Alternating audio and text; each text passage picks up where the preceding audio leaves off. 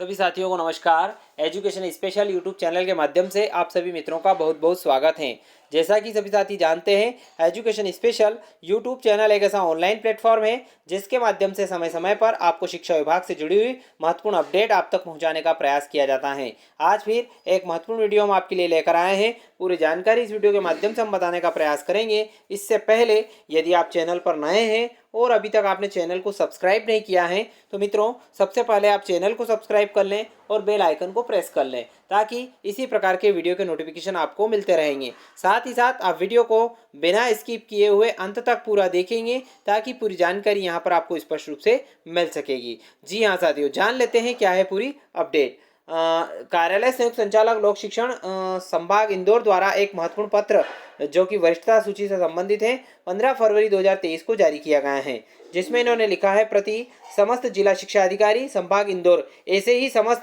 संभागों द्वारा एक लेटर जारी होने वाला है। यदि नहीं हुआ है तो अब जारी हो जाएगा, हो गया है तो इस प्रकार की जानकारी मांगी गई है। बात करते हैं दिनांक 1 अप्रैल 2022 की स्थिति में माध्यमिक शिक्षक संभाग इंदौर की अंतरिम वरिष्ठता सूची का प्रकाशन और दावे आपत्ति के आमंत्रण हेतु यहाँ पर पत्र जारी किया गया है और समय सीमा जारी की गई है। यहाँ पर संदर्भ की बात करें तो लोक शिक्षण संचालनालय का जो 8 जुलाई का जो पत्र है उसका संदर्भ यहाँ पर इन्होंने दिया है। आगे इन्होंने लिखा है लोक शिक्षण संचालनालय मध्य प्रदेश भोपाल के संदर्भित पत्र में दिए गए निर्देशानुसार मध्य प्रदेश राज्य स्कूल शिक्षा शैक्षणिक संवर्ग सेवा शर्तें एवं भर्ती नियम 2018 के नियम 17(2)(5) के तहत माध्यमिक शिक्षक संवर्ग संभाग इंदौर की 1/4/2022 की स्थिति में अंतरिम वरिष्ठता सूची 15 फरवरी 2023 को जारी करते हुए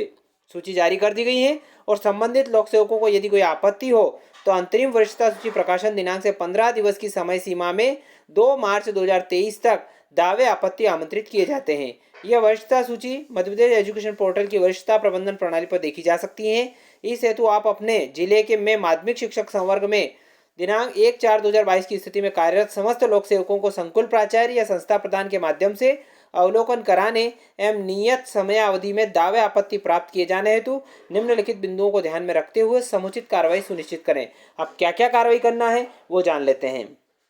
पहला बिंदु, यह सुनिश्चित करें कि आपकी जिला अंतर्गत माध्यमिक शिक्षक संवर्ग में 1/4/2022 की स्थिति में कार्यरत समस्त लोक सेवकों का नाम अंतरिम वरिष्ठता सूची में अंकित है और इस सूची में आपके अधीनस्थ समस्त लोक सेवकों की जानकारी संकुल प्राचार्य या संस्था प्रधान के कार्यालय में संधारित कार्यालयीन सेवा अभिलेख अनुसार है। संकुल अंतर्गत लोक सेवकों के सेवा अभिलेखों से मिलान करने पर यदि अंतरिम वरिष्ठता सूची में किसी लोक सेवकों के नाम, उपनाम जिसमें सरनेम में स्पेलिंग मिस्टेक, यूनिक आईडी, संस्था का नाम, जन्मतिथि, प्रथम नियुक्ति दिनांक, शैक्षणिक व्यावसायिक योग्यता, प्रवर्ग श्रेणी, अध्यापक संवर्ग में पदोन्नति, संविलियन दिनांक इत्यादि में कोई त्रुटि विसंगति पाई जावे तो सुसंगत दस्तावेजों की सत्यापित फोटो जो है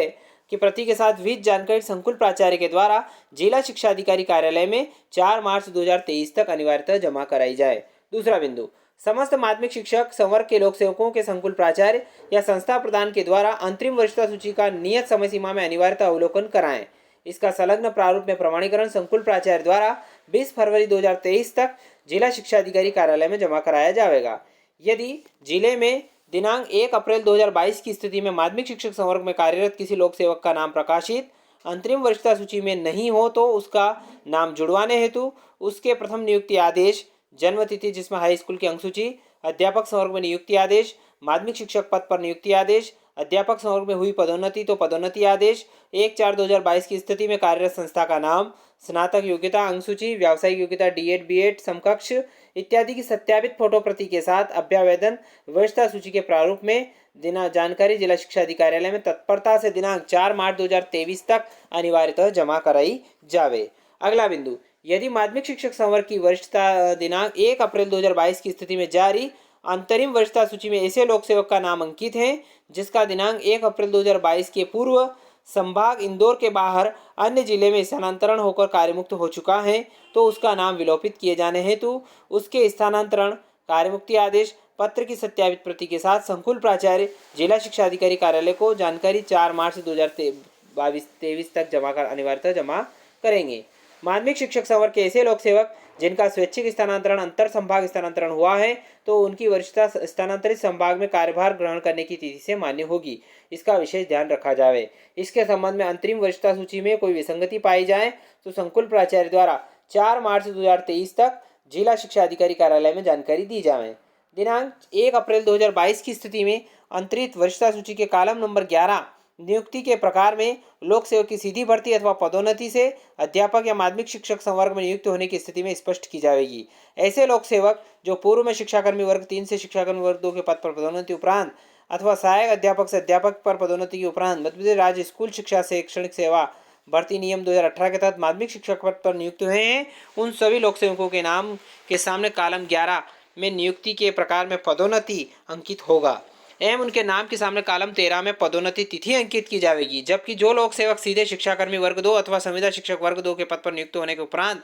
अध्यापक संवर्ग में संविलियन होने के बाद नवीन कैडर माध्यमिक शिक्षक पद पर नियुक्त हुए हैं, तो उनके नाम के सामने नियुक्ति के प्रकार वाले कॉलम में सीधी भर्ती अंकित किया जाएगा। तदनुसार संकुल प्राचार्य द्वारा अपने कार्यालय में संकुल अंतर्गत कार्यरत माध्यमिक शिक्षक संवर्ग के लोक सेवकों को सेवा अभिलेखों का परीक्षण कर नियुक्ति का प्रकार